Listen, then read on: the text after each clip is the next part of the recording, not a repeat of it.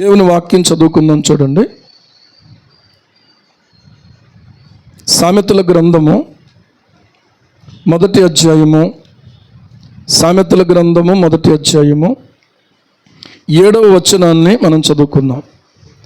సామెతల గ్రంథము మొదటి అధ్యాయము 7వ వచనము. యెహోవా యందు భయభక్తులు కలిగి ఉండుట తెలివికి మూలము, మూర్ఖులు జ్ఞానమును ఉపదేశమును తిరస్కరించుదురు. మూర్ఖులు జ్ఞానమును ఉపదేశమును తిరస్కరించుదురు. ఇక్కడ 2 రకాలైనటువంటి మనుషులు ఈ ప్రపంచంలో కనబడుతూ ఉన్నారు. ఈ సామెతల గ్రంథం మనం చదివితే చాలా తెలివి, యవనస్తులకి మొదట తెలివి చాలా అవసరం. ఏది పడితే అది చేసుకుంటూ వెళ్ళిపోవడం, ఎవరితో పడితే వాళ్ళతో స్నేహం చేయటం, ఈ రకంగా కొంతమంది చెడిపోతున్నారు, కొంతమంది నష్టపోతున్నారు, కొంతమంది ఇక జీవితం ముగించుకుంటే మంచిది అనుకుంటున్నారు. కొంతమంది స్త్రీల గురించి కూడా రాయబడి ఉంది. జ్ఞానవంతురాలైన స్త్రీల గురించి, మూఢురాల గురించి, తర్వాత గయ్యాలి అయిన భార్య గురించి, గుణవతి అయిన భార్య గురించి. అర్థమవుతుందా? అంటే భార్యాభర్తలు కూడా చక్కగా ఈ వాక్యం చదివితే, ఈ సామెతల గ్రంథం చదివితే మనకు అక్కడ చెప్పనటువంటి విషయం లేదు. చిన్న పిల్లల నుంచి వృద్ధుల వరకు కూడా అనేక విషయాలు ఈ సామెతల గ్రంథంలో సొలొమోను చేత మరికొంతమంది చేత దేవుడు రాయించాడు. కాబట్టి ఈ గ్రంథాన్ని మనం అనుదినము కూడా ఒక అధ్యాయం చదవటం చాలా మేలు అన్నమాట. అందుకనే కొంతమంది ఏం చేస్తూ ఉంటారంటే సామెతల గ్రంథాన్ని ఖచ్చితంగా ఒక అధ్యాయం చదువుతారు. ఎందుకంటే నెలకి ఎన్ని అధ్యాయాలు ఉంటాయి? నెలకి ఎన్ని రోజులు ఉంటాయి? 30 రోజులు కానీ 31 రోజులు కానీ.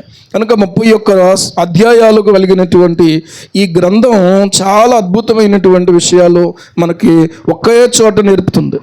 చాలా విషయాలు ఒక అధ్యాయం చదివితే చాలా, అందులో ఎన్నో విషయాలు ఉంటాయి. బైబిల్ అంతా అంతే, కానీ ఈ అధ్యాయాన్ని, ఈ గ్రంథాన్ని చదువుతున్నప్పుడు నేను చాలాసార్లు హెచ్చరించబడ్డాను, బలపరచబడ్డాను. దేవుడు ఎన్నో విషయాలు నన్ను కరెక్ట్ చేశాడు, ఎన్నో విషయాలు నాకు నేర్పించాడు. ఈరోజు మళ్ళీ చదివితే మళ్ళీ కొత్తగానే ఉంటుంది.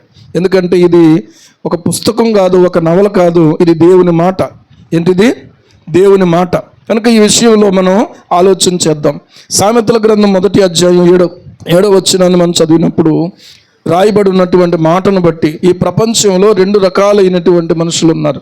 మొదటి వారు ఎవరంటే దేవునికి భయపడే జ్ఞానులు. మీరు రాసుకుంటే మంచిది. దేవునికి భయపడే జ్ఞానులు ఉన్నారు. రెండవది ఏంటంటే దేవునికి భయపడని మూర్ఖులు ఉన్నారు. చూసారా ఎలాంటి వాళ్ళు ఉన్నారో? దేవునికి భయపడే జ్ఞానులు ఉన్నారు, రెండవదేమో దేవునికి భయపడనటువంటి మూర్ఖులు ఉన్నారు. దీన్నే కొత్త నిబంధనలో ఏమన్నారంటే విశ్వాసులని అవిశ్వాసులని, ప్రియులారా, లేదా రక్షణ పొందిన వారని రక్షణ పొందని వారు, లేదా నశించిపోతున్న వారుగా మనం ఈ భేదాన్ని మనం చూడవచ్చు. సరే, ఇక్కడ మనం గమనించినట్లయితే ఇంతకీ దేవునికి భయపడడం అంటే ఏమిటి? అంటే ఏంటి అని అంటే, దేవునికి భయపడడం అంటే ఆయనకు జడిసిపోవడం కాదు. చూడండి, పిల్లలు ఉన్నారనుకోండి, రే నేను వచ్చేటప్పటికి మీరు వర్కులన్నీ చేసి జాగ్రత్తగా ఉండాలంటే అప్పుడు దాకా టీవీ దగ్గర లేకపోతే ఇంకో దగ్గర అలాగ ఆడుకుంటా కాలక్షేపం చేసేస్తారు. అక్కడ వీధిలో ఎప్పుడైతే హార్న్ వినబడుతుందో, గేటేసేస్తాం కదా, హార్న్ వినబడుతుందో డాడీ వచ్చేసాడని అర్థమవుతుంది. వెంటనే గబగబా ఏం చేస్తారు? వెంటనే గబగబా పుస్తకాలు తీసేస్తారు.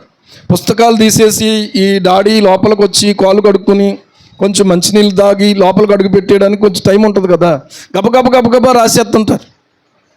కొంచెం తెలివితేటలు ఉన్న వాళ్ళు అయితే, వాళ్ళు ఏమి రాస్తున్నారో చూడగలిగిన జ్ఞానం ఉన్న వాళ్ళు అయితే దొరికిపోతారు వాళ్ళు. ఒకవేళ ఆ జ్ఞానం లేదనుకోండి, అబ్బో మా వాడు ఎంత బుద్ధిమంతుడో, ఎంత బాగా చదివేస్తున్నాడో, మా మనవడో అని అనుకుంటారు, లేకపోతే మా అబ్బాయి అనుకుంటారు, లేకపోతే మా అమ్మాయి అనుకుంటారు. అలాంటి భయం కాదు.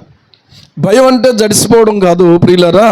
ఆయన పట్ల ప్రేమ కలిగి ఉండి గౌరవపూర్వకమైన ఆరాధన భావాన్ని మనం కలిగి ఉండడము. తర్వాత దేవుని భయం అంటే నీవు పాపం చేసినప్పుడు దేవుడు నిన్ను మొత్తుతాడనే భయం కాదు. అర్థమవుతుందా? దేవుడు నిన్ను మొత్తుతాడనే భయం కాదు. అలాగే నరక శిక్ష ఎక్కడ వచ్చి పడుతుందోననే భయం కూడా కాదు. అవిశ్వాసులైన వారికి మాత్రం ఈ నరక భయం ఒక వాస్తవం, వాళ్ళకు ఉంటుంది ఆ భయం. విశ్వాసులకైతే దేవుని భయం అంటే దేవుని పట్ల, ఆయన వాక్యం పట్ల, జాగ్రత్తగా వినండి, దేవుని పట్ల, ఆయన వాక్యం పట్ల లోతైన పరిశుద్ధమైన భక్తియుతమైనటువంటి గౌరవముతో కూడిన విధేయతాపూర్వక భయము. ఇలాంటి భయము దేవుడు మనలో పెట్టే భయం.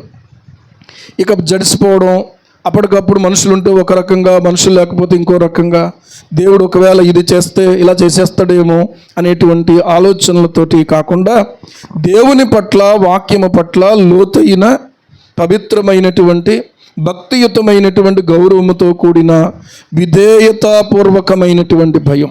ఇది పిరికితనంతో కూడిన బానిసత్వపు భయం కాదు, కానీ ఇది ధైర్యంతో కూడిన భయం. విశ్వాసులు జడుపుతో కాక ప్రేమతో దేవునికి భయపడతారు. దేవునికి స్తోత్రం. ఎలాగా? విశ్వాసులు జడుపుతో కాక ఎలా భయపడతారు? దేవునికి ప్రియులారా, భయపడడం అనేది ఆయన పట్ల విధేయతతో జీవించటం, ఇదే ప్రేమకు అత్యుత్తమమైనటువంటి రూపం అన్నాడు ఒక భక్తుడు. దయచేసి 1 యోహాను పత్రిక 4వ అధ్యాయము 18వ వచనం చూడండి. 4వ అధ్యాయము 18వ వచనం. 18 ప్రేమలో భయం ఉండదు, అంతేకాదు పరిపూర్ణ ప్రేమ భయమును వెళ్ళగొట్టును, భయము దండనతో కూడినది, భయపడువాడు ప్రేమయందు పరిపూర్ణము చేయబడినవాడు కాడు అని అంటున్నాడు. కనుక ఈరోజు భయము అనేటువంటి మాట, ఇంకా దేవుని భయం అంటే ఆయన నుంచి దూరంగా పారిపోయి దాక్కునేటట్లు చేసేది కాదు, కానీ ఆయనను సంతోషపరచాలని పరిశుద్ధమైన ఆశతో నింపబడి ఆయన యొద్దకు ఆకర్షించే హృదయపూర్వకమైన ఆరాధన భావం. కొంతమంది భయంతో దూరం వెళ్ళిపోతుంటారు, అది సరైన భయం కాదు. ఆ భయంతో ప్రియులారా, ఆయనను సంతోషపరచాలని పరిశుద్ధమైన ఆశతో నింపబడి, ఇది ఎలాంటి ఆశ? ఇది ఎలాంటి ఆశ చెప్పండి? పరిశుద్ధమైనటువంటి ఆశ. ఇందులో ఏ విధమైనటువంటి కల్మషం ఉండదు. దేవునికి స్తోత్రం. ఏ విధమైన స్వార్థం ఉండదు, ఏ విధమైన లాభం ఆశించే ఆ గుణం మనలో ఉండదు. ఆయన యొద్దకు ఆకర్షించే హృదయపూర్వక ఆరాధనా భావం. ఇది కొంచెం కష్టంగానే ఉంటుంది, కానీ దీన్ని అర్థం చేసుకోవడానికి తర్వాత మీరు ప్రార్థనాపూర్వకంగా ఆలోచించండి. సామెతల గ్రంథం 8:13లో ఒక మాట ఉంది. ఏమంటాడంటే, యెహోవా యందు, ఇది చదవండి ఆ మాట. సామెతల గ్రంథం 8:13. యెహోవా యందు భయభక్తులు కలిగి ఉండుట చెడుతనమును అసహ్యించుకొనుటయే. చెడుతనాన్ని అసహ్యించుకోవడమేనట దేవుని యందు భయభక్తులు కలిగి ఉండటం. అర్థమవుతుందా? ఈరోజు మనం ఆలోచించాలి. దేవునికి భయపడినంత మాత్రం చేత పాపము చేయలేమని కాదు, కానీ దేవునికి భయపడడం పాపానికి మనల్ని దూరంగా ఉంచుతుంది. హల్లెలూయా. దేవునికి భయపడడం అనేది పాపానికి మనల్ని దూరంగా ఉంచుతుంది. ఎందుకంటే నేను ప్రేమించే దేవునికి పాపం అంటే అసహ్యం, పాపం అంటే అసహ్యం. కాబట్టి ప్రియులారా, పాపము నుంచి దూరంగా ఉంచుతుంది ఆ ప్రేమ. ఈరోజు మనం ఆలోచన చేద్దాము. సామెతల గ్రంథం 16వ అధ్యాయము 6వ వచనంలో మనం ఇంకో మాట చూడవచ్చు. కృపా సత్యముల వలన దోషమునకు ప్రాయశ్చిత్తము కలుగును, యెహోవా యందు భయభక్తులు కలిగి ఉండుట వలన మనుష్యులు ఏమవుతారంటే చెడుతనము నుండి తొలగిపోవుదురు. ఇప్పుడు మనం ఒకవేళ ఏ చెడుతనము దగ్గరైనా ఉండిపోయి, ఏ చెడుతనం దగ్గరైనా ఒకవేళ మనుషులకు తెలియకుండా, ఈ రోజున ఏమవుతుందంటే భర్తకు తెలియకుండా భార్య, భార్యకు తెలియకుండా భర్త, పిల్లలకు తెలియకుండా తల్లిదండ్రులు, అర్థమవుతుందా, స్నేహితులు ఒకరికొకరికి తెలియకుండా, ఆ తర్వాత కొట్టుకునే పరిస్థితి దాకా కూడా వెళ్ళిపోతున్నాయి. ఎందుకు? కారణం ఏంటంటే చెడుతనమే కారణం. ఈరోజు చెడుతనమే కారణం. చెడుతనము నుండి తొలగిపోవాలి, కానీ చెడుతనములో మనం ఉండకూడదు. అర్థమవుతుందా? చెడుతనములో మనము ఉండకూడదు. ఇప్పుడు మనం దారిని వెళ్తున్నాం, అక్కడేదో మలినం ఉంది, ఇలాగే వెళ్తాను నేను ఇంకో పక్కకు తిరగను, ఇంకో పక్కకి నేను నడవను అనుకుంటామా? ఏం చేస్తాం? ఇలా వెళ్తున్నాం అనుకోండి, ఇక్కడేదో మలినం ఉంది, అలాగే వెళ్ళిపోతాను నేను అని అనుకుంటామా? ఏం చేస్తాం చెప్పండి? తప్పించుకుని పక్క నుంచి నడుస్తాం. అదే రీతిగా ఇది చెడుతనము, లేకపోతే ఇది దేవునికి విరోధమైంది అని తెలిసినటువంటి దగ్గర నుంచి తొలగిపోవడము ఎందుకు చేత జరుగుతుంది అని అంటే, అందరికీ అవసరం ఉండదు, అందరికీ ఆ మనసు ఉండదు. దేవుని యందు భయభక్తులు కలిగి ఉండటం వలన మనుషులు ఏమవుతారంటే చెడుతనము నుండి తొలగిపోతారు. కొంతమంది ఊరికే చెడ్డ మాటలు చెప్పుకుంటూ ఉంటారు, కొంతమంది చెవి కోసుకుని వింటూ ఉంటారు అండి, అవి వాళ్ళకి నచ్చుతాయి. కానీ కొంతమందికి చిచ్చిచ్చి ఆ మాటలు ఏమి వింటాం మనం? ఇక్కడ ఉంటే నా మనస్సు పాడు, నా నోరు పాడు, లేకపోతే నా టైం వేస్ట్, దానివల్ల నాకు అపవిత్రత, ఆ అపవిత్రతను బట్టి నేను దేవునికి సహవాసం చేయలేను, కాబట్టి నేను ఇలాంటి వాటి నుంచి దూరంగా ఉంటాను. సిగరెట్ తాగేవాడి నుంచి సిగరెట్ అంటే ఇష్టం లేక యావగింపు కలిగి లేకపోతే ఇబ్బంది కలిగిన వాడు ఏం చేస్తాడు? తొలగిపోతాడా? అక్కడే కూర్చుంటాడా? అక్కడే కూర్చుంటాడంటే వీడిలో ఏదో తేడా ఉందని అర్థం. అంటే నేను ఏం తాగట్లేదు కదా, వాడు తాగుతున్నాడు, కనీసం దాన్నైనా పీలుద్దామని అక్కడ కూర్చున్నట్టు ఉంది. కొన్నిసార్లు చాలా ఇబ్బందిగా ఉంటుంది. ఇప్పుడంటే ఇబ్బంది లేదనుకోండి, అక్కడ కారు ఎక్కితే ఇక్కడికి వచ్చేస్తున్నాం, బండి వేసుకుంటే ఇక్కడికి వచ్చేస్తున్నాం. ఒకప్పుడైతే పక్కన కూర్చున్నటువంటి ప్రయాణం చేయాల్సినటువంటి పరిస్థితులు ఉన్నప్పుడు చాలా ఇబ్బంది కలుగుతూ ఉండేది. ప్రియులారా, అలా కొంచెం సువార్త కూడా జరుగుతుండేది అనుకోండి, అది వేరే విషయం. కానీ ఇప్పుడు నాకు అనిపిస్తూ ఉంటుంది, ఈరోజు మనం ఆలోచన చేస్తే తొలగిపోవలసిన స్థలంలో తొలగిపోవలసినటువంటి వ్యక్తి నుంచి తొలగిపోవట్లేదు అని అంటే నీకు దేవుని యందు భయభక్తులు లేవనే అర్థం, అంతకంటే ఇంకేమీ కాదు. కాబట్టి దేవుని యందు భయభక్తులు కలిగి ఉండటం వల్ల మనుషులు ఏమవుతారంటే చెడుతనం నుండి తొలగిపోతారు. ఏమండి, భర్త చేతిలో మోసపోయినటువంటి ఒక అమ్మాయి ఉంది. ఆ అమ్మాయిని ఎంతోమంది ఎన్నో రకాలుగా శోధించారు, ఎన్నో రకాలుగా ఇబ్బంది పెడతా ఉంటారు. భర్త ఉన్న వాళ్ళు ఇబ్బంది పెడుతున్నప్పుడు భర్త లేనటువంటి వాళ్ళు మరి ఎక్కువ ఇబ్బంది పెడతారు. కానీ నీతికి నిలబడి దేవుని యందు భయము కలిగి ప్రియులారా ఏ చెడుతనానికి ఒప్పుకోకుండా కష్టపడి ఆ బిడ్డ తన బిడ్డను పోషించుకొని చదివించుకుంటా ఉంది. దేవునికి స్తోత్రం కలుగునుగా. ఎందుకు? కారణం ఏంటి? కారణం ఏంటి అని అంటే దేవుని యందలి భయభక్తులను బట్టి, దేవుని యందు భయభక్తులను బట్టి. ఏమండి, ఈ రోజున ఆలోచన చేస్తే కొంతమంది ఇటు భర్త అటు మళ్ళీ మరొక రకమైనటువంటి అక్రమమైన సంబంధాలతో కూడా జీవిస్తున్న వాళ్ళు ఈ సమాజంలో కనబడుతున్నారు. ఎక్కడ అక్రమం ఉందో ఖచ్చితంగా అక్కడ ఏమవుతుందో తెలుసా? ఎవరో ఒకళ్ళు చనిపోవడం జరుగుతుంది. ఎందుకంటే అది అక్రమం, దానివలన మేలేమీ లేదు, దానివల్ల మేలేమీ లేదు.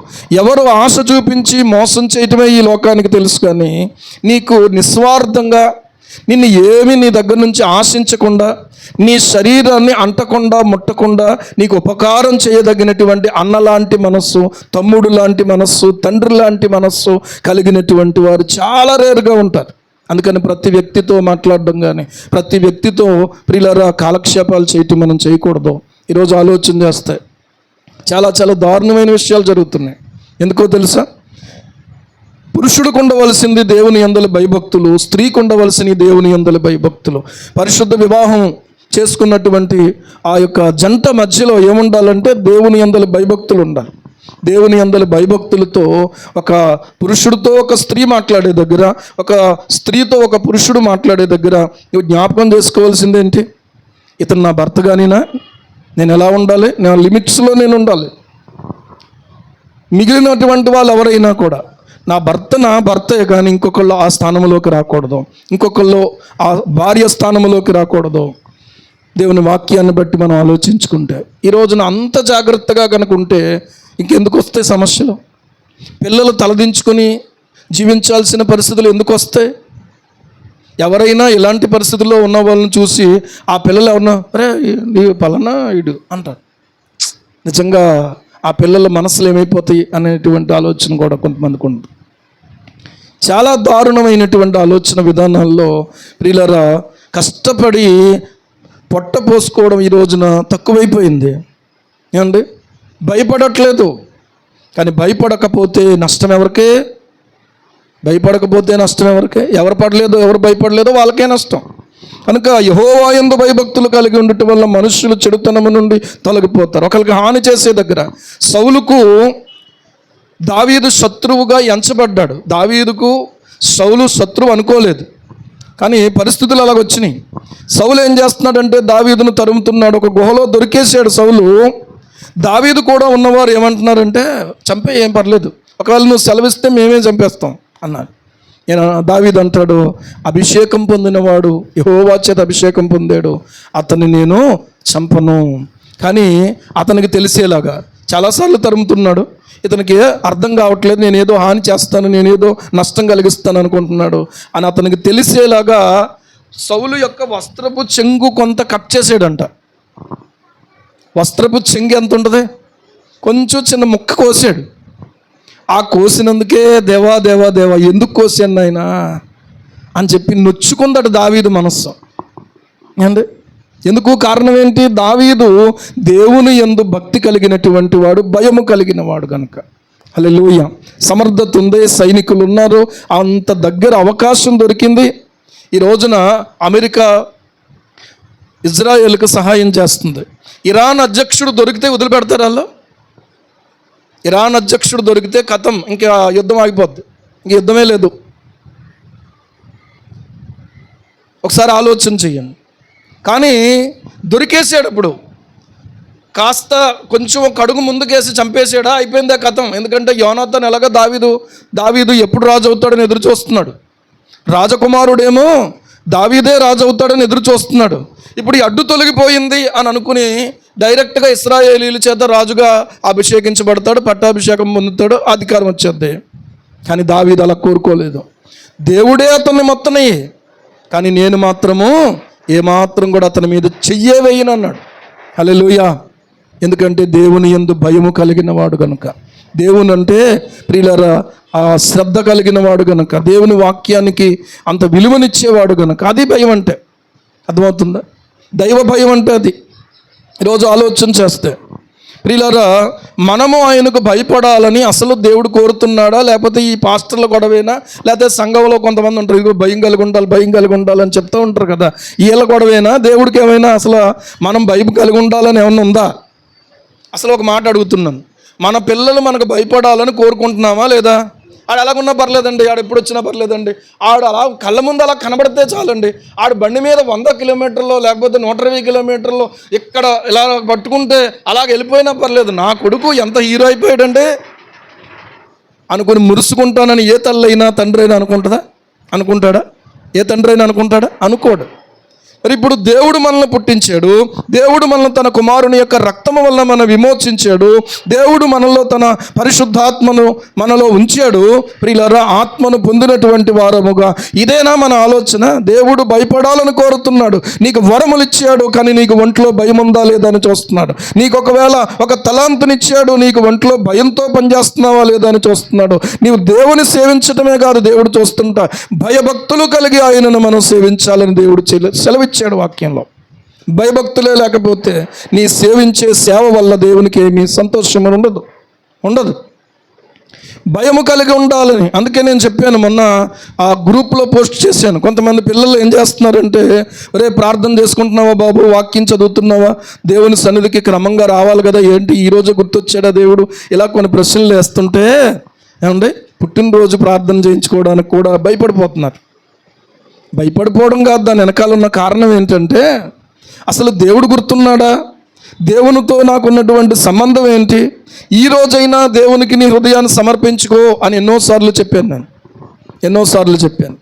ఏమండి, ద్వారపూడిలో కొంతమంది పిల్లలు ఎలా చేస్తున్నారు, మీ దగ్గర ఉన్న వాళ్ళందరూ చాలా మంచివాళ్ళు, ఒక్కొక్కరిని కూడా చాలా అభినందిస్తూ ఉన్నాను. అబ్బాయి ఎంత జ్ఞానమో నిజంగా మీకు, ఎంత గౌరవమో నిజంగా మీకు.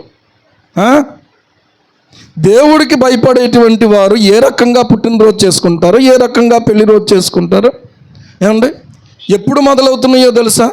పుట్టినరోజు విశేష ఎప్పుడంటే అర్ధరాత్రి. నేను మా పిల్లలకు చెప్పాను, మొదట్లో వాళ్ళు కూడా కొంచెం వీళ్ళని చూసి ఇలా చేయాలి అనుకునేవారు. నేను ఒకటి చెప్పాను ఏంటంటే, మీరు అర్ధరాత్రి నాకు అస్సలు ఫోన్ చేయొద్దు, నాకు అస్సలు డిస్టర్బ్ చేయొద్దు, నేను మొదట నా దేవునితోనే మాట్లాడుకోవాలి. దేవునికి స్తోత్రం కలుగునుగా.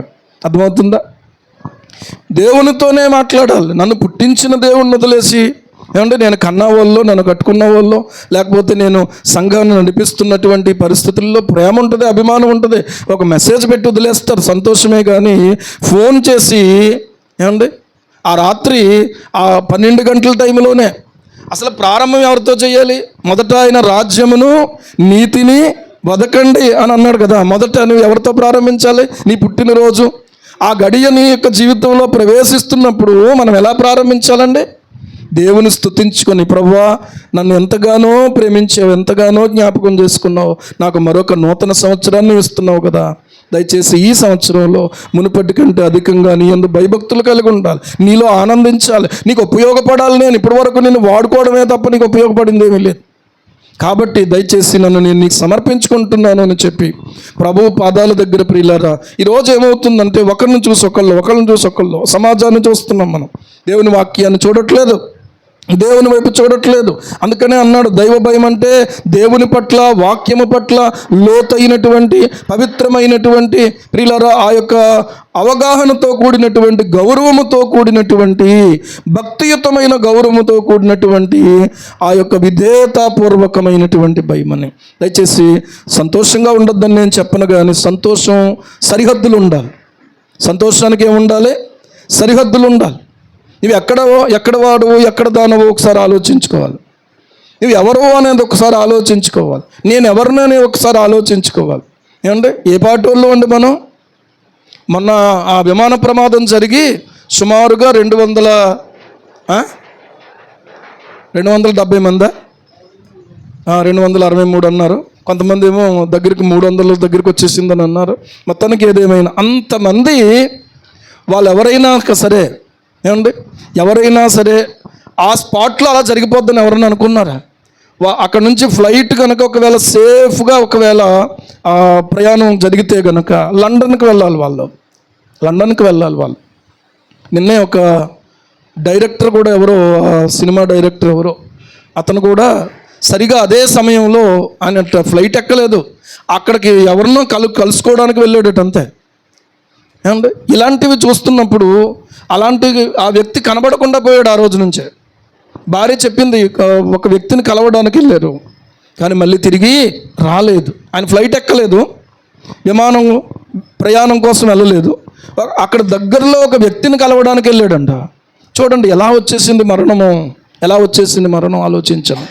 ఏమండి ఒక అద్భుతమైనటువంటి ఆర్కిటెక్ట్, ఇంజనీర్తో ఒక వ్యక్తి ప్రియులారా, ఒక ధనవంతుడు ఒక ఇల్లు కట్టించుకున్నాడంట. ఆ ఇల్లు ఎంత అద్భుతంగా కట్టాడంటే దొంగలు దాంట్లోకి చొరబడడానికి అవకాశం లేదు. చాలా స్పెషల్గా కట్టాడు. కట్టినటువంటి ఆ ఇంటిని గురించి అక్కడికి వచ్చినటువంటి మరొక వ్యక్తికి చెప్తున్నాడట, ఇదిగో ఈ ఇల్లు ఎంతో అద్భుతంగా కట్టించాను, ఈ ఇంటిలో అసలు దొంగే ప్రవేశించలేడు అని చెప్పాడంట.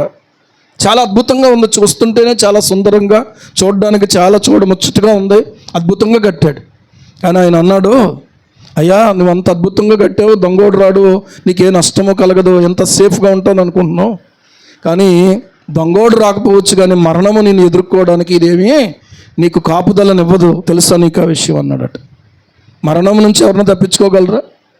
ఐసీయూలో ఉన్నా కూడా మరణము, ఐసీయూలో ఉంటే మరణానికి అలా తడుముకుంటుందా? ఎక్కడున్నది అని చెప్పి తడుముకునే పరిస్థితి ఉంటుందా? ఉండదు, ఎక్కడున్నా కలుసుకుంటుంది.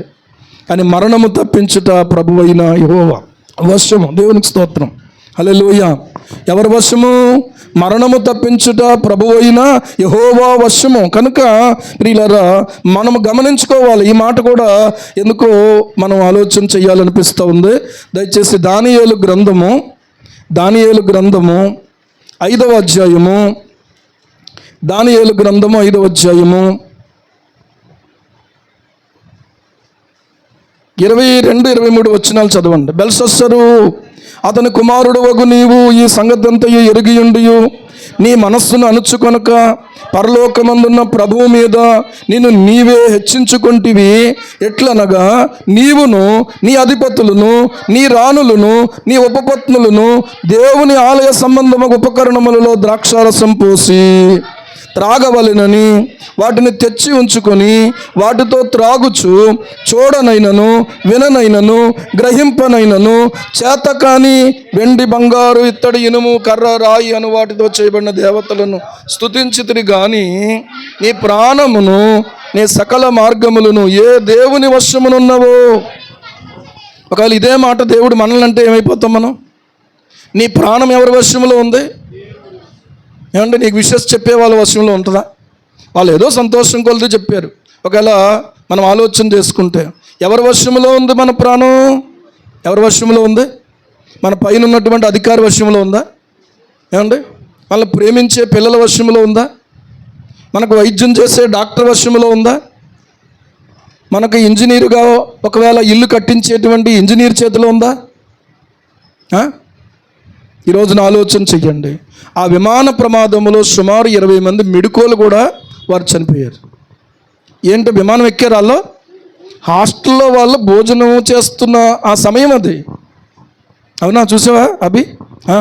ఎంత ప్రమాదం ఎలా జరిగిందో అసలు దాని గురించి మాట్లాడుతూ ఒక యాంకర్ ఏమంటాడంటే, అసలు ప్రపంచంలోనే ఇది ఒక ట్రాజడీ అన్నాడు. అర్థం కాని ఒక వింతగా ఉంది, ఎలా జరిగింది ఇది అసలు.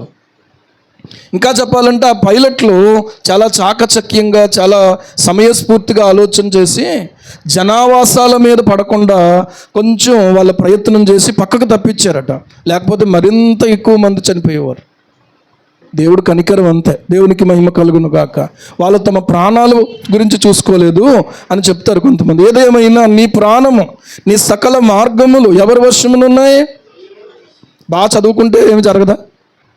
బాగా అనాటమీ అంతా, హ్యూమన్ అనాటమీ అంతా, కంటి గురించి ఏమండి, లేకపోతే చెవి గురించి, లేకపోతే హార్ట్ గురించి, కిడ్నీ గురించి అన్నీ తెలిసిపోయిన వాళ్ళకి ఏమవుదా?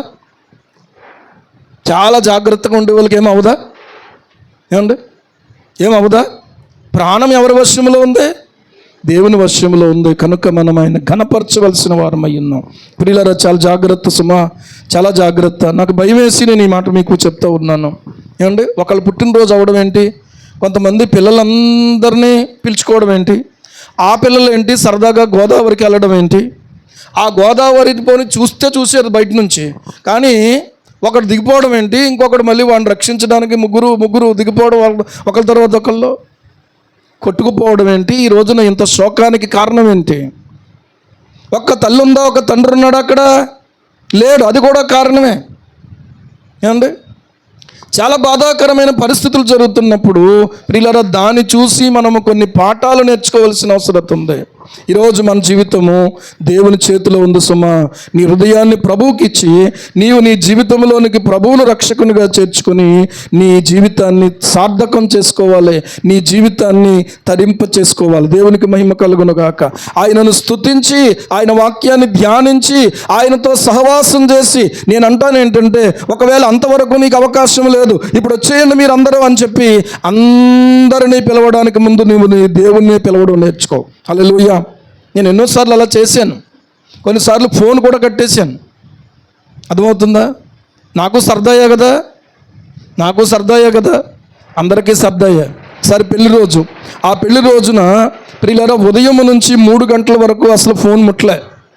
మందిరంలోకి వెళ్ళిపోయాం, ఇద్దరు ప్రార్థన చేసుకున్నాం. ఇది ముందు దీని సంగతి చూసేయండి. ప్రార్థన అయిన తర్వాత మీరు చూడాల్సింది ఇదే. అర్థమైందా? ఇబ్బంది కలిగించేలాగా ఉండొద్దు. దాని విషయం జాగ్రత్తగా మనం కరెక్ట్ చేసుకుంటేనే మంచిది. ఓకే, దేవునికి స్తోత్రం కలుగును గాక. హల్లెలూయా. ఇంతకీ మనం ఆయనకు భయపడాలని దేవుడు కోరుతున్నాడా అని ప్రశ్న వేశాను. కోరుతున్నాడా లేదా? ఖచ్చితంగా కోరుతున్నాడు. ద్వితీయోపదేశకాండం 5వ అధ్యాయం 29వ వచనం చూడండి. ద్వితీయోపదేశకాండం 5:29.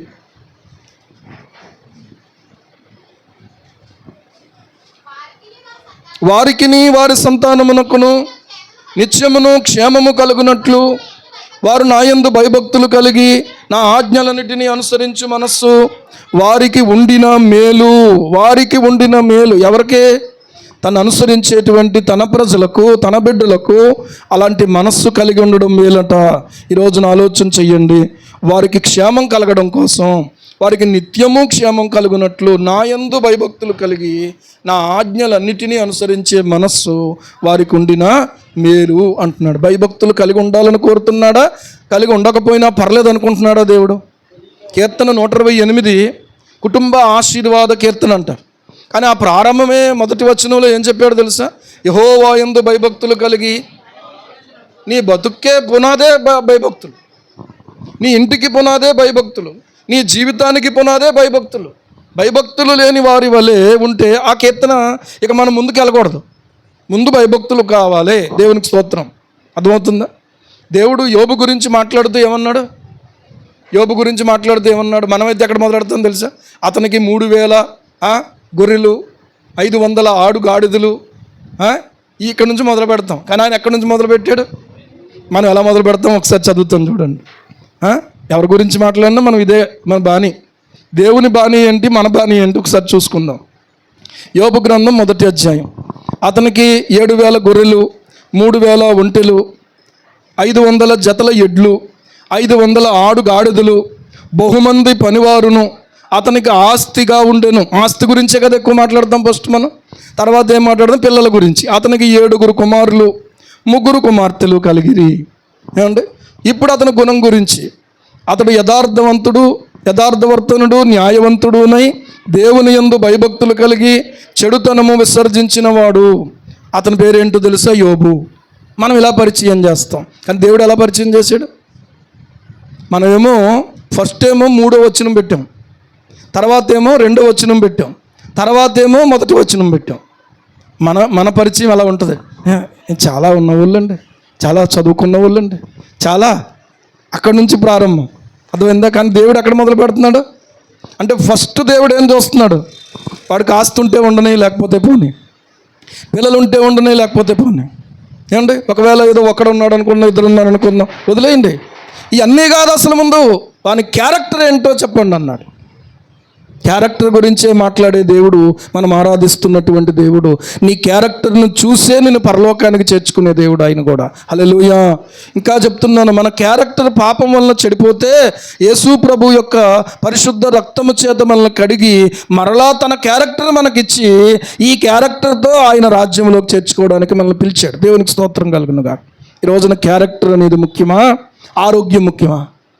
ఏమండి, ఒక సామెత కూడా చెప్తారు, డబ్బు పోతే ఏమీ పోయినట్టు కాదు, మళ్ళీ సంపాదించుకోవచ్చు. ఏమండి, కానీ ఆరోగ్యం పోతే ఏదో కొంత మనం పోయినట్టు, నష్టపోయినట్టు. ఒకవేళ గుణమే పోయిందనుకోండి, మొత్తం అన్నీ పోయినట్టే. ఏమండి, ఆలోచన చెయ్యండి. కాబట్టి దేవుని యందు ఏం కలిగిన వాడట?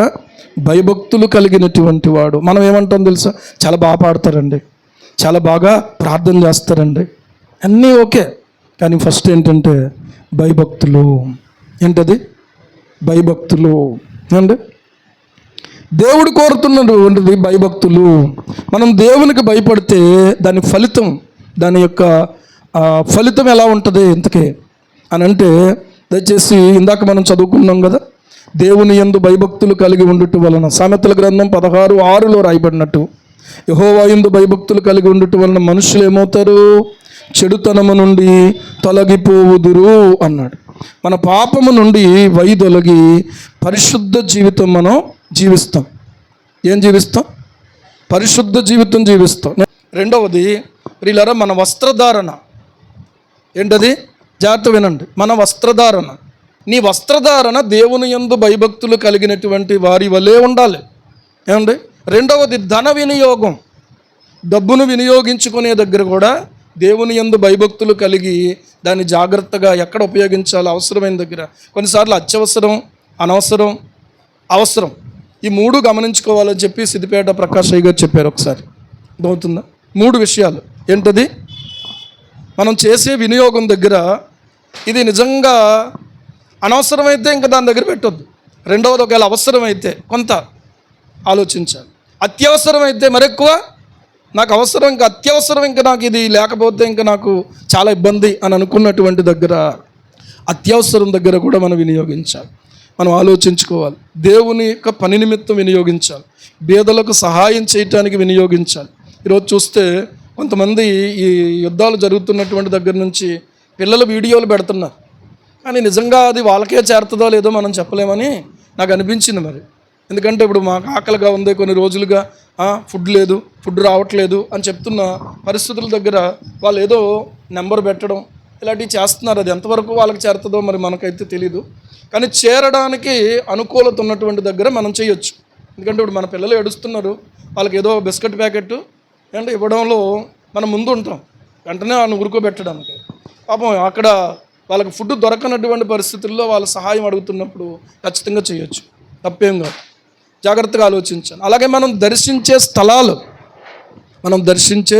స్థలాలు, విజిటింగ్ ప్లేసెస్ కొన్ని ఉంటాయి. వాటి విషయంలో కూడా మనం ప్రియులారా అక్కడికి వెళ్తే మనకు ఏదైనా ఒకవేళ అపవిత్రత అంటుకుంటుందా, లేకపోతే మనం అక్కడికి వెళ్ళిన తర్వాత మనం ఏదైనా ఇబ్బంది పాలవుతామా అనే విషయాన్ని కూడా మనం ఆలోచించుకుంటాం. ఎవరు ఆలోచించుకుంటారో? దేవుని యందు భయభక్తులు కలిగి ఉన్న వారి యొక్క ఆలోచనలు. మనం అన్వేషించే సౌఖ్యాలు ఏంటి? సౌఖ్యాలు. మనం చదివే పుస్తకాలు. ఏ పుస్తకాలు? మనం చదివే పుస్తకాలు అంటే మ్యాథ్స్, సైన్స్, సోషల్ ఇవి కాదు. డర్టీ బుక్స్ ఉంటాయి కొన్ని, దాని మీద చెడ్డ పిక్చర్ ఉంటాయి, లోపల చెడ్డ విషయాలు ఉంటాయి. చాలా దారుణంగా, చాలా అపవిత్రంగా ఉంటుందన్నమాట. అలాంటి పుస్తకాలు చదివేటువంటి ఆ ఆలోచన దగ్గర మొన్న వారం ఆయన వచ్చాడు కదా, ఆయన అలాంటి పుస్తకాలే చదివేవాడు అండి. ఎందుకంటే అదే ఆలోచనలు, అదే తలంపు దుష్టుని చేతిలో ప్రియులారా నడిపించబడినంత కాలంలో చాలా అపవిత్రతను కోరుకునేవాడు, అపవిత్రతను జరిగించేవాడు. దేవుని యందు భయభక్తులు కలిగిన తర్వాత అవన్నీ ఏం చేశాడు? విడిచిపెట్టేశాడు. ఒక బోర్డు ఒకటి తయారు చేయించుకుని, కొన్ని కరపత్రాలు ఒకటి జేబులో పెట్టుకుని, ఒక బ్యాగ్ ఒకటి కూడా పెట్టుకుని, అర్థమవుతుందా, ఆ బోర్డు పెట్టుకుని నిలబడి దేవుని సువార్తను ఇప్పుడు ప్రకటించేటువంటి ఒకప్పుడు సర్పము నేడు సజీవ సాక్షి. ఎంతమంది చూశారు ఆ యూట్యూబ్లో పెట్టినటువంటి సాక్ష్యం? మళ్ళీ ఎంతమందికి షేర్ చేశారు? నిజంగా అది ఎంతమందికి ప్రియులారా కనువిప్పు కలిగించేటువంటి విషయం. అది ఈరోజు ఆలోచన చెయ్యండి. నేను ఇటు ఉంటానండి, నేను అటు ఉంటానండి అన్నట్టుగా ఒకవేళ మన ఎంపిక ప్రియులారా, మన యొక్క పరిస్థితి అలాగుంటే కనుక మనం సరిగా నడుచుకోవట్లేదని అర్థం చేసుకోవాలి. మనం ఎంపిక చేసుకునే స్నేహాలలో కూడా మన జీవిత విధానం మారిపోతుంది. అంతకుముందు నా స్నేహితులు ఒక రకంగా ఉన్నారు, ఎందుకంటే అప్పుడున్న ఆలోచనలు, అప్పుడున్న అవసరతలు వేరు. ఇప్పుడున్న ఆలోచన ఏంటి? దేవుని కొరకు బ్రతకాలని, దేవునిలో ఎదగాలని, దేవుని కొరకు ఉపయోగపడాలని. దేవునికి స్తోత్రం. కనుక ఇప్పుడు నా ఆలోచనలు బట్టి నా స్నేహితులను నేను ఏం చేశాను? ఎంపిక చేసుకున్నాను. ఎంపిక చేసుకునే విధానం కూడా మారిపోతుంది. అలా మారలేదు అంటే మనలో భయభక్తులు లోపించినాయి అని అర్థం చేసుకోవాలి. ఏమండి, ఎందుకు ఊరికనే మనం ప్రియులారా పైన మనం మాట్లాడుకోవడం కాదు, ఉన్న విషయాలు ఉన్నట్టుగానే మనం ఒప్పుకుంటే మంచిది, కడుక్కుంటే మంచిది. ఇంకో మాట కూడా చెప్తున్నాం, ఏంటంటే భక్తిహీనులైన మనుషులతో సహవాసం చేస్తే ఏమవుతామో తెలుసా? మనం ఉన్నాయి కోల్పోతాం, విలువలు కోల్పోతాం, పరిశుద్ధత కోల్పోతాం, దేవుణ్ణి కోల్పోతాం, దేవుని వాగ్దానాలను మనం కోల్పోతాం. కనుక ఈ విషయంలో కూడా మనం జాగ్రత్తగా ఉండాల్సిన అవసరం ఉంది. దేవుని బిడ్డలారా, దేవుని యందు భయభక్తులు కలిగి ఉన్నటువంటి వారికి భయపడినప్పుడు ఫలితం ఎలా ఉంటుంది? ఏమండి, మనకు లోతైన నిశ్చయత, నిర్భరం ఏర్పడతాయి. సామెతల గ్రంథం 14:26-27 వచనాలు మీరు చూడండి. తర్వాత దేవుని కాపుదల గురించి కీర్తన 34:7, యెహోవా యందు భయభక్తులు గలవారు చుట్టూ ఆయన దూత కావలిండి వారిని రక్షించును అని ఉంటుంది. తర్వాత ఆయన పోషణ, ఇందాక మనం పాడాం కదా, సింహపు పిల్లలు లేమి గలవై ఆకలి కొనునేమో గాని నిన్నాశ్రయించిన ఈ నా బ్రతుకులో ఏమేమి కొదువలేదయా, యేసయ్యా నీ కృప నాకు చాలయా. అది 34వ కీర్తన 9వ వచనం.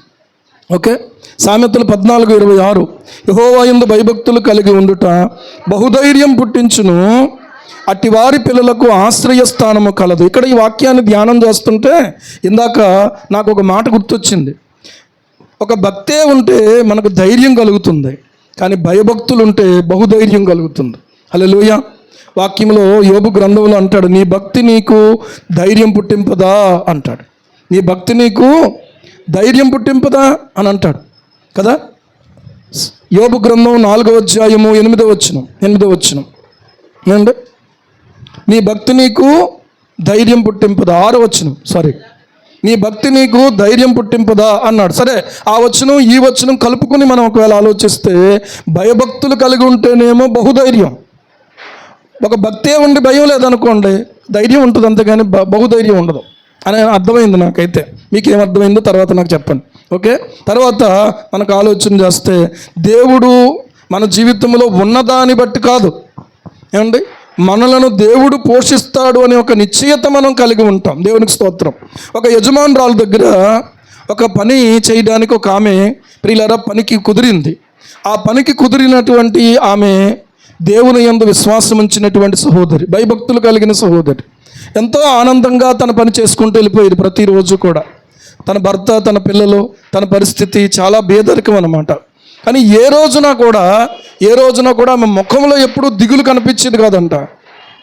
ఈ యజమానురాలు కనిపించింది, ఏంటి నాకు ఇన్నున్నా తినడానికి అన్నం సమృద్ధిగా ఉంది, కావాల్సినటువంటి ఐటమ్స్ ఎన్నో ఉన్నాయి, అర్థమవుతుందా, ఇల్లంతా చక్కబెట్టడానికి బోల్డంతమంది పనులు ఉన్నారు, కానీ ఇంకా నాకేదో లేదన్న ఒక కొరత, ఒక వెలితి నేను అనుభవిస్తూ ఉన్నాను. ఎప్పుడూ ఏడుపు ముఖమైనది, ఎప్పుడూ దిగిలే, సంతోషంగా ఇప్పుడు ఉండలేకపోతున్నాను. ఈ అమ్మాయి అంటే ఇంత సంతోషంగా ఆనందంగా ఇల్లు ఊడ్చేటప్పుడు, లేకపోతే పాత్రలు కడిగేటప్పుడు, ఏ పని అప్పగించినా కూడా ఏ రోజున కూడా అమ్మాయి ముఖంలో దిగులు లేదే. అంటే భర్త ఉన్నాడు కాబట్టి ఏవో కొన్ని చిన్న చిన్న సమస్యలు ఉంటాయి కదా, పిల్లలు ఉంటారు కాబట్టి వాళ్ళకి ఏదో కొన్ని అవసరతలు ఉంటాయి కదా. ఏ రోజున కూడా దిగులుగా కనిపించదే ఏంటి అని ఒక రోజున ఆమె పని చేసుకుంటూ ఉన్నటువంటి ఆమెను ఒకసారి అడిగిందట, అమ్మాయి నీకు ఏమీ దిగులు లేదా?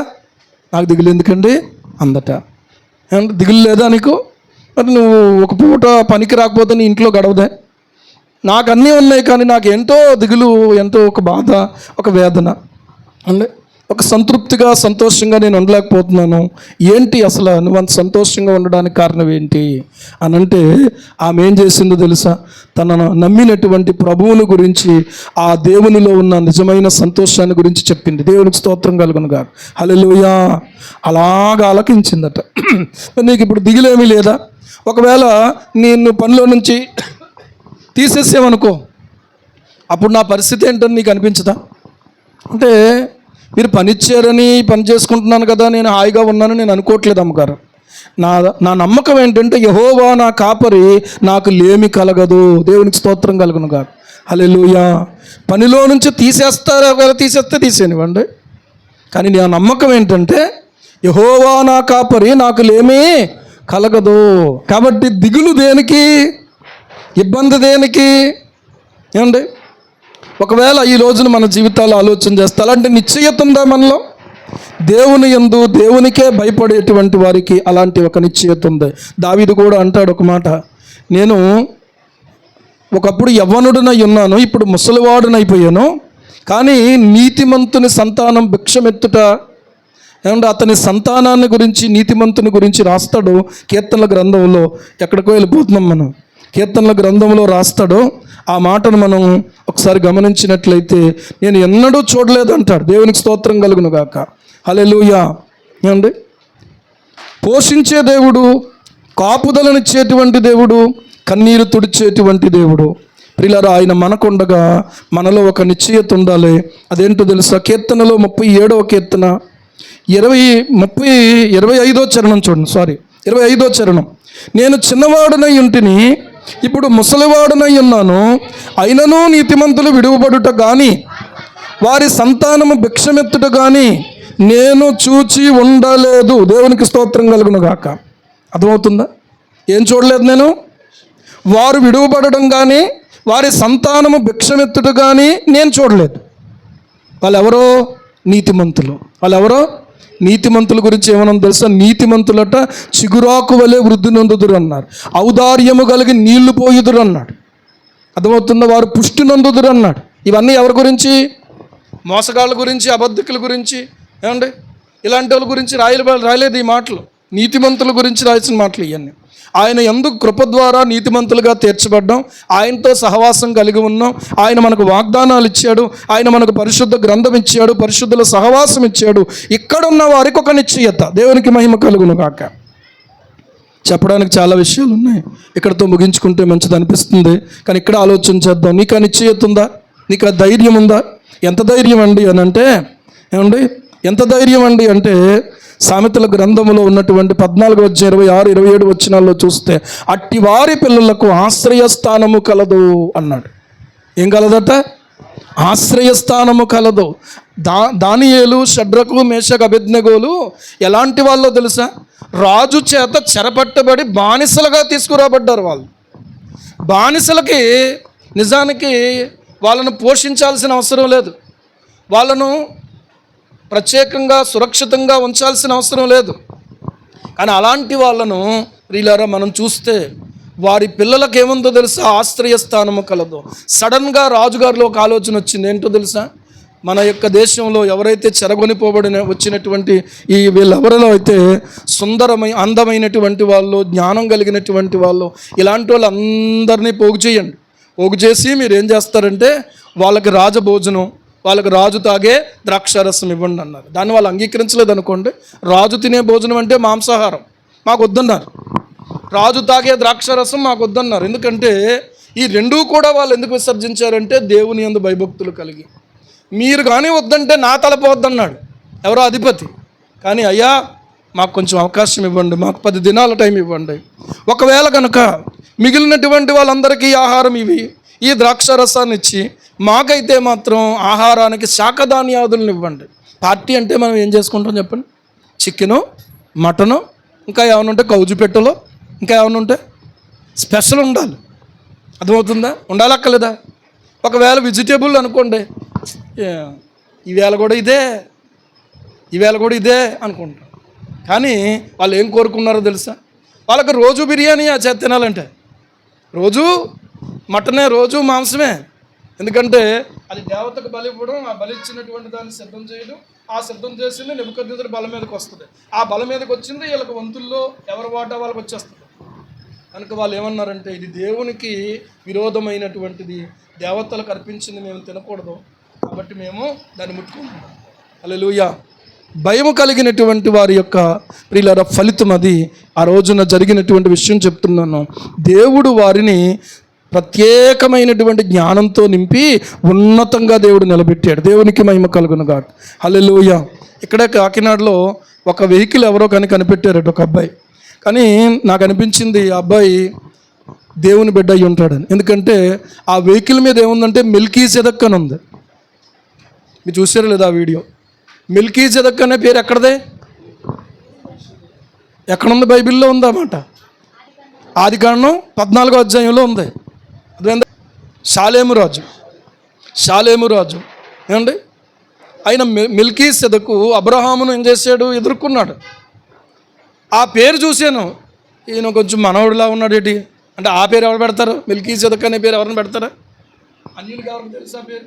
నాకు అనిపించింది ఇప్పుడు ఆ వెహికల్ని మిలిటరీలో వాడుకోవచ్చట, లేకపోతే మనం ఇరుకు సందుల్లో నుంచి వెళ్ళిపోవచ్చట, లేకపోతే ప్రియులారా ఆ వెహికల్ని చాలా అవసరాన్ని బట్టి ఎక్స్టెండ్ చేసుకోవచ్చు, లేకపోతే మళ్ళీ తిరిగి దాన్ని క్లోజ్ చేసేసుకుంటే చిన్నదైపోద్ది.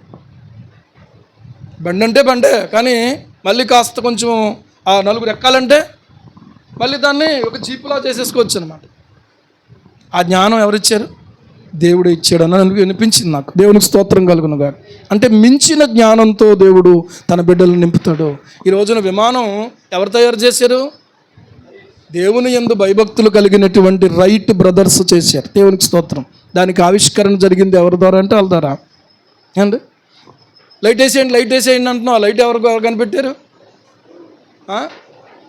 దేవుని యందు భయభక్తులు కలిగి బైబిల్ గ్రంథాన్ని ఎన్నోసార్లు చదివి కన్నీళ్లతో ప్రార్థన చేసి, దేవా నన్ను ముద్దబ్బాయి అన్నారు, నా కొడుకును ముద్దబ్బాయి అన్నారు, నా తల్లి కొడుకులు చేసిన ప్రార్థన దేవుడు ఆలకించి ప్రపంచానికే వెలుగునిచ్చేటువంటి ఒక అద్భుతమైనటువంటి శాస్త్రవేత్తగా నిలబెట్టాడు. దేవునికి మహిమ కలుగునుగాక. ఈ రోజుకి కూడా ఆయన పుట్టినరోజున అమెరికాలో 1 గంట మొత్తం లైట్లన్నీ ఆఫ్ చేసేస్తారంట ఎక్కడ కూడా. ఎందుకంటే ఆ చీకటి లేనటువంటి ఆ సమయాన్ని గుర్తు చేసుకొని ఆ వ్యక్తి ద్వారా దేవుడు మనకి ఇంత వెలుగునిచ్చాడని ఆ గంట సేపట్లో మొత్తం బల్బులన్నీ ఆపేస్తే ఎలా ఉంటుంది? ఏమండి, బల్బులన్నీ ఆపేస్తే ఎలా ఉంటుంది? చిమ్మ చీకటే తప్ప ఇంకేముండదు. మొత్తం ఎక్కడా కూడా ఒక బల్బు వెలగదంట. ఆ గంట తర్వాత మళ్ళీ తిరిగి బల్బు మళ్ళీ ఆన్ చేస్తాం. ఈ వెలుగు ఎవరిచ్చారు అని అంటే దేవుడు ఇచ్చాడు. ఎవరి ద్వారా ఇచ్చాడంటే థామస్ ఆల్వా ఎడిసన్ ద్వారా ఇచ్చాడు. దేవునికి మహిమ కలుగునుగా. థామస్ ఆల్వా ఎడిసనేనా? కరెక్టేనా? మరి ఎలా వచ్చింది అండి? భూమికి గురుత్వాకర్షణ శక్తి ఉంది, అందుకనే వస్తువులు కింద పడిపోతున్నాయి అనే విషయాన్ని కనిపెట్టినటువంటి శాస్త్రవేత్త ఎవరంటే సర్ ఐజాక్ న్యూటన్. దాదాపు కొన్ని సంవత్సరాల క్రితం నేను కంప్యూటర్ మీద నెట్లో కొన్ని సెర్చ్ చేస్తున్నటువంటి సమయంలో నాకు కనిపించింది sir Isaac Newton Bible commentary అని. చాలా పెద్దది ఉంటుంది అది. నేను కొంత చదివాను, తర్వాత చదవలేకపోయాను. ఇంకా పెద్ద పెద్ద బుక్స్. ఒక బైబిల్ కామెంటరీ అంటే సామాన్యమైనది కాదు. అలాంటి కామెంటరీ రాసినటువంటి ఆయన ఇలాంటి సూత్రాలు కనిపెడతాడని ఎవరని అనుకుంటారా? బైబిల్ని నువ్వు ఎంత ప్రేమిస్తే నీ ఇంటిని అంత బాగా కట్టుకుంటావు, నీ పిల్లల్ని అంత బాగా పెంచుకుంటావు, నీ కాపురం అంత చక్కగా సజావుగా జరుగుతుంది.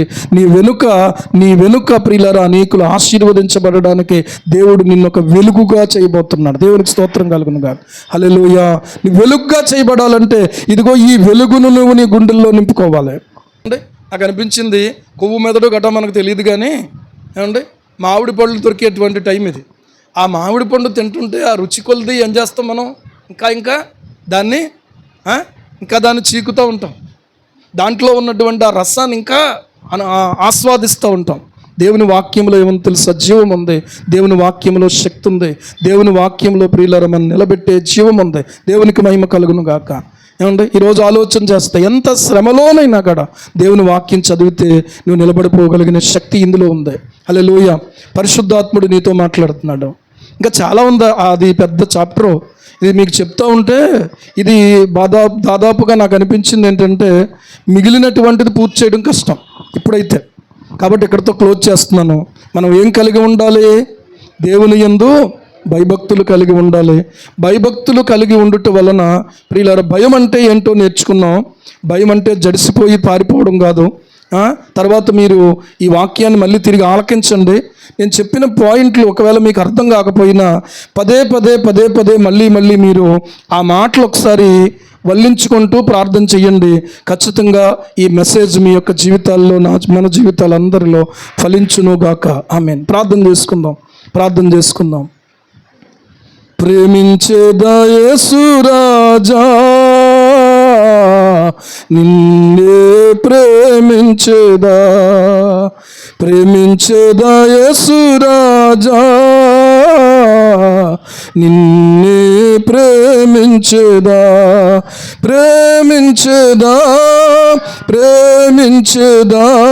నా ప్రాణమున్నంత వరకు, నే మట్టిలో చేరే వరకు, నా ప్రాణమున్నంత వరకు, నే మహిమలో చేరే వరకు ప్రేమించేదా యేసు రాజా, నిన్నే ప్రేమించేదా. ప్రార్థన చేసుకుందాం. ప్రభు వైపు చూద్దాం.